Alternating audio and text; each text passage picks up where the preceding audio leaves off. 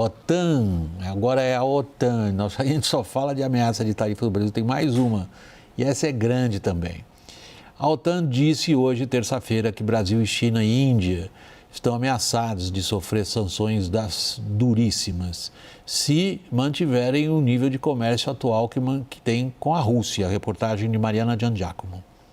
A declaração foi dada pelo secretário-geral da Aliança Militar, que se reuniu nesta terça com senadores dos Estados Unidos no Capitólio, em Washington. Mark Rutte disse que países como Brasil e China podem sofrer sanções secundárias caso continuem a fazer negócios com a Rússia. If you are the president of China, or the prime minister of India, or the president of Brazil, and you are still trading with the Russians and getting the oil and the gas in, and you sometimes even resell it for a higher price, know that if this guy in Moscow doesn't get serious about peace talks, I will slam secondary sanctions on you of 100%.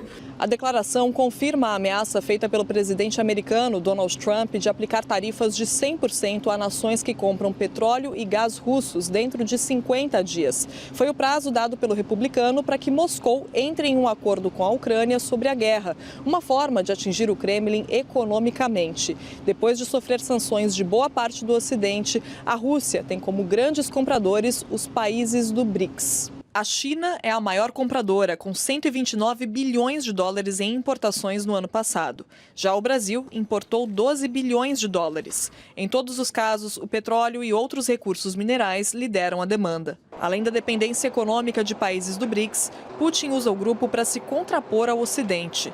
Em mensagem à cúpula dos BRICS no começo do mês no Rio de Janeiro, o líder russo disse que o modelo liberal de globalização se tornou obsoleto e que o mundo empresarial está se voltando para os mercados emergentes. Na declaração final da cúpula sob a presidência brasileira, o grupo ainda mostrou preocupações com ataques da Ucrânia contra estruturas civis na Rússia. Nesta terça-feira, o chanceler russo Sergei Lavrov respondeu numa conferência na China às ameaças da OTAN e de Trump. Disse que o país consegue superar mais uma eventual rodada de sanções. У нас все-таки вот так же беспрецедентное количество санкций против нас объявлено. Справляемся, я нисколько не сомневаюсь, что мы справимся. Этот вывод тоже основан на оценке, на анализе независимых, в том числе многих западных economistas e políticos. Rubens, se amplia o cenário perigoso para o Brasil em função agora da geopolítica? Eu acho que sim, mas eu teria certa cautela em relação a essa medida anunciada pelo Trump, porque é difícil a gente imaginar que ele coloque 100% de tarifa sobre a Índia e sobre a China, e com essas tarifas aqui no Brasil de 50%, se isso for mantido, né? Então, eu não sei, talvez seja uma ameaça para forçar o fim da guerra. Eu acho que dificilmente isso seria implementado, mas, de qualquer maneira, é mais um desafio para o Brasil, né? E, se for o caso, eu acho que a gente já devia começar a pensar em ter alternativas, né? Porque os países satélites da Rússia, né? O Cazaquistão, o Uzbequistão, eles têm petróleo, eles estão fora. A gente vai ter que reorientar, se a gente quiser continuar a importar o petróleo dessa região, a gente vai ter que reorientar as compras para esses outros países. Eu acho que aí, no nosso caso, daria, porque a quantidade da China, da Índia, é muito maior do que a quantidade que o Brasil importa. Eu acho que daria para a gente não ser afetado por essa tarifa comprando de países ali da região que não estão submetidos a essas tarifas. Uma questão, Lorival, é o comércio. Que tipo de comércio que o Brasil mantém?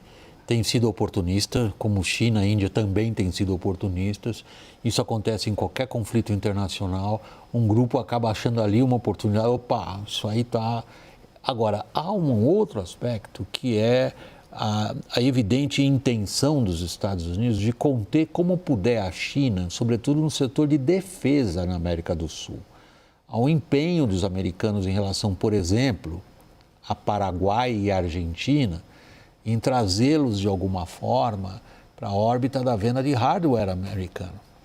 E o Brasil sofrendo uma grande ofensiva de charme da China, sobretudo em relação ao exército, oferecendo um tipo de armamento hardware de novo. O Brasil tem vontade de possuir e que sente dificuldades. Este quadro para nós, agora com a ameaça de sanções, se complica.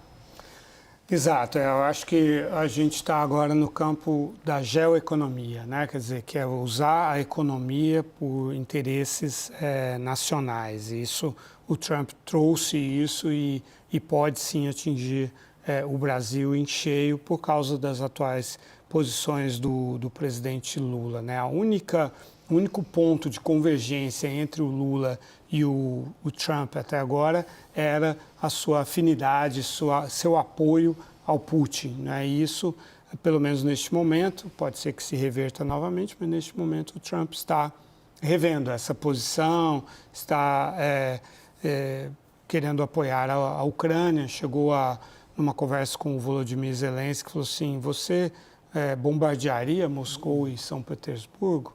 E o Zelensky: sim, claro, se eu tiver as armas eu bombardeio. Aí o Financial Times disse que era um contexto em que ele estaria incentivando o Trump a fazer essa ameaça, o Putin, o Zelensky a fazer essa ameaça para obter esse cessar-fogo e tal. Casa Branca disse que não, que era só uma pergunta, mas bom, pode ser uma pergunta do tipo: se você fizer isso eu não vou te dar as armas e tal. Mas de qualquer maneira, acho que essas ferramentas que o Trump está usando de tarifas, e existe ainda uma outra, né, que ele ainda não ventilou, mas poderia usar também, que é o choke point do dólar, né? Você estrangular um país bloqueando o acesso ao dólar. Então, essas ferramentas geoeconômicas que o Trump traz para a mesa é algo que o Brasil precisa levar em consideração. Até aqui o presidente Lula parecia cauteloso quando se tratava de comércio, não é? De economia. Ele achava que os posicionamentos dele não teriam essa consequência. Eu acho que a gente vai estar naquela posição, Lorival, de esperar e ver, porque ele parece tão empolgado. Agora, né? Agora, então, antes depois ele do tarifaço. Cauteloso. Ele parece empolgado. Agora ele parece ter gostado da briga. Isso. Uhum. Rubens, queria a sua avaliação desse cenário geopolítico e como que o Brasil está se comportando nele em função desses últimos acontecimentos, das últimas horas. Olha, eu acho que esses acontecimentos mundiais, a partir da presidência do Trump, deixou muito clara a vulnerabilidade do Brasil na sua inserção global.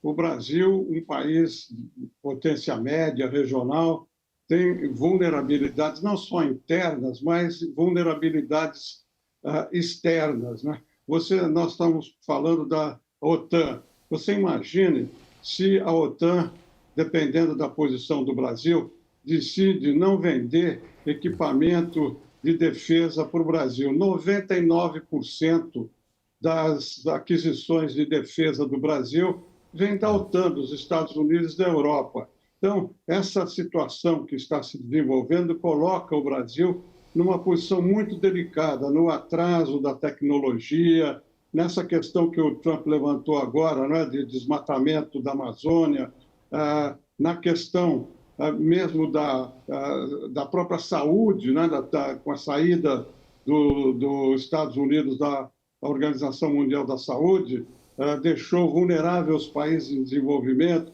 Enfim, tem uma série de vulnerabilidades que afetam a nossa atuação. Até aqui a gente conseguiu levar, a empurrar com a barriga